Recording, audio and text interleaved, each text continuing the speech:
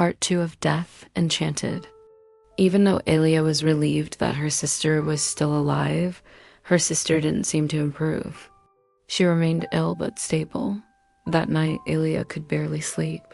She couldn't believe that she had used the necklace's power on Death, out of all beings, but she was sure it wouldn't work on such a powerful being. Death might have shown pity on them and had just given her sister more time. Eventually, Alia fell asleep, exhausted. She had a weird dream. She walked through a barren land, and the sun was shining bright, too bright, which made it very warm. She was unable to find shade. Then she heard a noise behind a tree stump. It was a crow. The crow seemed wounded, it seemed to be suffering. Alia didn't know what to do. She looked around, and now the whole area seemed to be filled with different kind of animals. All seemed to be laying down, wounded, suffering. Deer, wolves, birds. They made cries for help, and the sound became unbearable. Alia had to go. She walked away and started going faster, even running. But the sun would stay at the same place, no matter how long she ran. Then she saw a silhouette of a man on the edge of the horizon. Alia started to walk towards it. "Hello?" she yelled. "Help, please, these creatures are suffering. Can you hear me?" But the man didn't respond. He had his back turned towards Alia, exhausted. Alia fell to her knees. She held her head in her hands and cried silently. "Help, please," she said softly. Suddenly, she looked up and the man was standing in front of her. It was him. It was Death. "Alia," he said, cold and serious. "But I did help you."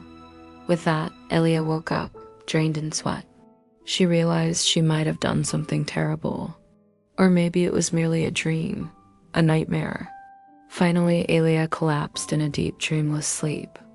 The following day, she went out for a walk in the woods to visit her favorite lake. Normally, she would always see a magical creature by the lake, but this time she didn't. What was going on? Had she lost her powers? Maybe she was just tired. While she was looking at the lake, she could suddenly feel a presence behind her. It was a feeling of coldness and had a different aura.